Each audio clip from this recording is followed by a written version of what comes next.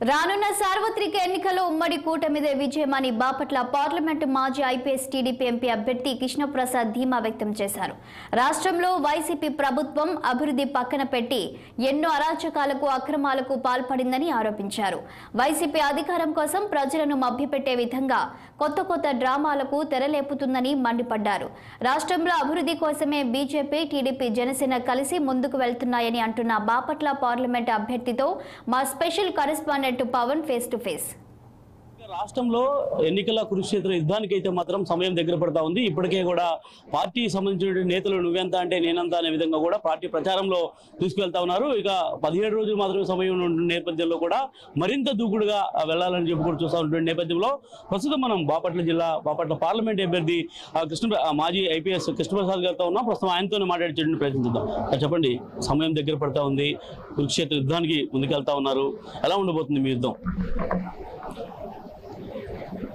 అంత తీవ్రమైన యుద్ధం మీరు అనుకున్నట్టు నాకు అనిపించలేదు. ఇక్కడ చాలా క్లియర్గా ఉంది.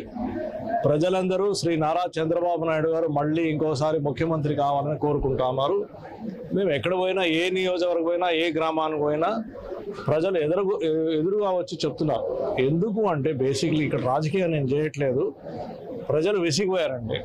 ప్రజలకి కావాల్సింది సంక్షేమం చేయడానికి మనము రాజకీయాల్లో వస్తాం, సేవ చేయడానికి వస్తాం. అంతేగాని వాళ్ళని భయభ్రాంతుల్లో పెట్టేసి, రౌడీజంని పెంచేసి, వాళ్ళ భూములు కబ్జాలు చేసి, వాళ్ళ అరటి తోటలను నరికేసి, ఇసుక దోపిడీ చేయడం, ఇదేమైనా రాజకీయమా? ఇదేమైనా సేవ?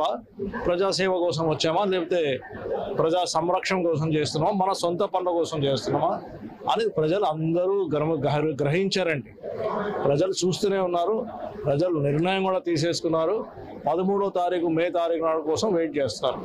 ఇక్కడ పెద్ద పోటీ నాకేం కనిపించలేదు. శ్రీ నారా చంద్రబాబు నాయుడు గారు ఖచ్చితంగా ముఖ్యమంత్రి అయి ప్రజా సంక్షేమం కోసము, ఆంధ్రప్రదేశ్ రాష్ట్ర అభివృద్ధి ప్రగతి కోసం మళ్ళీ మన ముందుకు వస్తున్నారు. మీరేమి యుద్ధానికి పోవట్లేదు అంటున్నారు, యుద్ధం ఏం లేదంటున్నారు. కానీ ఒక పక్క మాత్రం రాష్ట్రంలో ప్రజా సంక్షేమ పాలన అందించాం, అభివృద్ధి చేశామంటూ వైసీపీ ముందుకెళ్తా ఉంది. వై నాట్ 175 అనేటువంటి ఒక నినాదంతో కూడా ముందుకెళ్తా ఉన్నటువంటి విధంలో ఏం చెప్తారు? ప్రజా సంక్షేమం చేసాము అనే ధీమాలో మీరుంటే మేమేం చేయలేము. ఉన్న 27 ఎస్సీ వర్గాలకి సంబంధించిన సంక్షేమ కార్యక్రమాలు, స్కీములు, ప్లాన్స్ అన్నీ రద్దు చేశారు. అదా మీ సంక్షేమం? బీసీ సప్లాన్ లేదు మీకు. బీసీ సప్లాన్తో నారా చంద్రబాబు నాయుడు గారు ముందుకు వస్తున్నారు. సంక్షేమం గురించి మీకు మాట్లాడడానికి అర్హత లేదు. ఉన్నవన్నీ మీరు తీసేశారు. యువకులను పాడు చేస్తున్నారు. డ్రగ్స్, బ్రాండీలు, ఆ తర్వాత నాసిరకమైన మద్యం ఇచ్చి వాళ్ళ ఆరోగ్యాలు పాడు చేస్తున్నారు. 30 లక్షల మంది నిరుద్యోగులు ఈ నాసిరిక మద్యం తాగి ఆల్రెడీ ఆసుపత్రి పాలయ్యారు. దాంట్లో 35,000 మంది చనిపోయారని అందరికీ తెలిసిన విషయమే. ఈ విషయాలన్నీ మీరు దాచిపెట్టలేరు. ఎన్ని రోజులు దాచిపెడతారు? ప్రజలకు అన్ని తెలుసు. వాళ్ళు చూపించే రోజు చూపిస్తారు.